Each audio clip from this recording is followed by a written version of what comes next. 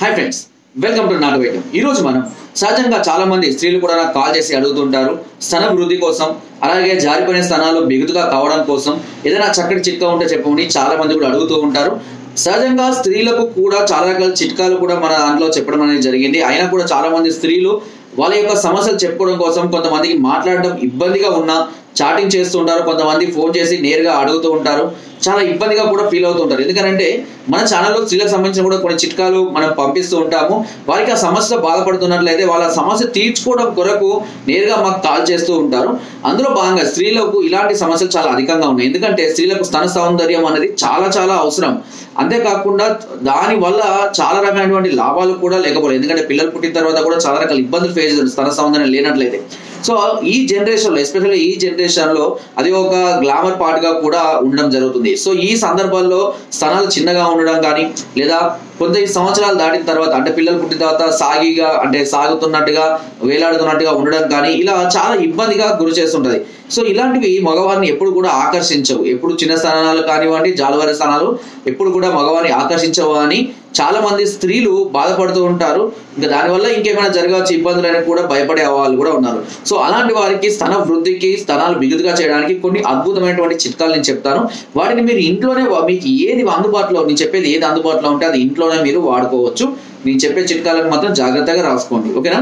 అందులో మొదటి చిట్కా పటిక తీసుకోండి. పటిక అనేది మనకు చౌదప్పుడు దుకాణాలు లభిస్తుంది. పటిక తీసుకొని దానిని కొద్దిగా ఆలివ్ ఆయిల్ మనకు మార్కెట్ లభిస్తుంది. ఒక 100 గ్రాముల ఆలివ్ ఆయిల్లో ఒక 50 గ్రాముల పటిక చూర్ణాన్ని వేసి బాగా కలిపి కరిగిన తర్వాత, వేడి చేసినా పర్వాలేదు, కరిగిన తర్వాత ఆ ఆయిల్ని స్తనాల పైన బాగా మసాజ్ చేసి, అది అంటే స్తనాలు చిన్నగా ఉంటేనేమో మసాజ్ చేస్తే సరిపోతుంది. ఒకవేళ జాలువారుతో ఉంటే కనుక మసాజ్ చేసిన తర్వాత టైట్ బిగుతుగా ఉండే బ్రాలు కానివ్వండి, లేదంటే దుస్తులతో కానివ్వండి కట్టి ఉంచడం వల్ల అలాగే బిగుతుగా ఉండడానికి అవసరం. ఇది జరగడానికి కనీసము 45 రోజుల నుంచి 60 లేదా ఇంకా ఎక్కువ సమయం కూడా వారి యొక్క శరీర ఆకృతిని బట్టి, వారి యొక్క వెయిట్ని బట్టి అది జరిగే అవకాశం ఉంటుంది.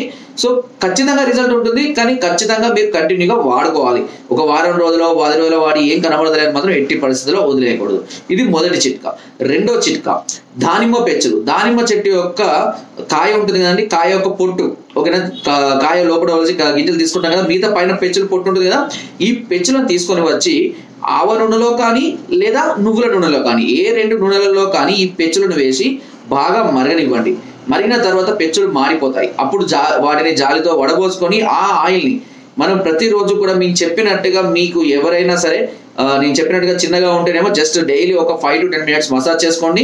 ఒకవేళ సాగిగా ఉంటే కనుక టైట్గా అంటే మసాజ్ చేసుకున్న తర్వాత టైట్గా ఉండే విధంగా చూసుకోవాలి. ప్రతి చిట్కాకు ఇది కామన్, ఓకేనా? ఇలా చేస్తూ ఖచ్చితంగా ఒకవేళ వీటితో పాటుగా మీకు వీలైతే దానిమ్మ ఆకులను కూడా దంచి దాన్ని ముద్దలాగా చేసి దానిని కూడా స్తనాలపై రాసుకున్న వృద్ధి చెందుతాయి అండ్ బిగుతుగా కూడా మారుతాయి. ఇది ఇంకొక చిట్కా. ఇంకా మరొక చిట్కా, దీనికి వచ్చేసి గుమ్మడి ఆకులను కూడా ఆవ నూనెలో లేదా నువ్వుల నూనెలో వేసి బాగా మరిగించి సేమ్ అదే విధంగా ప్రాసెస్లో మసాజ్ చేసుకోవాల్సి ఉంటుంది. ఇది ఒక ప్రాసెస్. ఇంకా మీకు ఇలా చెప్పుకుంటూ పోతే చాలా రకాలైనటువంటి చిట్కాలు అయితే మనకు చాలా అద్భుతంగా పనిచేస్తూ ఉంటాయి. నేను చెప్పిన దానిమ్మ పెంచుల చిట్కా కూడా చాలా అద్భుతంగా పనిచేస్తుంది. కొన్ని సందర్భాల్లో ఈ దానిమ్మ పెంచులతో పాటు దానిమ్మ ఆకులను, గుమ్మడి ఆకులను కూడా ఒకేసారి వేసి కూడా మనము ఈ ఆవ నూనె లేదా నువ్వుల నూనెలో వేసి మరిగించి కూడా మనం వాడుకోవచ్చు. దీనివల్ల కూడా చాలా అద్భుతమైనటువంటి ఫలితాలు లభిస్తాయి. మరొకటి ఇందులో కూడా ఇంకోటి కూడా ఉందండి. ఇలాంటి వాటిలో తామర పువ్వులు కూడా చాలా అద్భుతంగా పనిచేస్తాయి. తామర పువ్వులు రెక్కలను తీసుకొని వచ్చి మెత్తగా దంచి వాటిని కూడా, ఆ ముద్దను కూడా స్తనాలపై కనుక అప్లై చేసినట్లయితే స్తన వృద్ధి అధికంగా ఉంటుంది. అంతేకాకుండా బిగుతుగా కూడా అవ్వడానికి చాలా అద్భుతంగా పనిచేస్తుంది. ఈ చిట్కాలో మీకు ఏ చిట్కా అందుబాటులో ఉంటే ఆ చిట్కాను కంటిన్యూగా రోజు వాడుకోండి. తప్పకుండా మీకు మంచి ఫలితాన్ని పొందడం జరుగుతుంది. ఒకవేళ ఇవేవి వాడలేని పరిస్థితుల్లో, తెచ్చుకోలేని పరిస్థితుల్లో ఉంటే దీనికి సంబంధించినటువంటి మెడిసిన్ కూడా మా దగ్గర అందుబాటులో ఉంటుంది. అది కూడా కంటిన్యూగా 3 to 4 months వాడుకోవాల్సి ఉంటుంది. ఖచ్చితంగా ఫలితం అనేది 100% ఉంటుంది.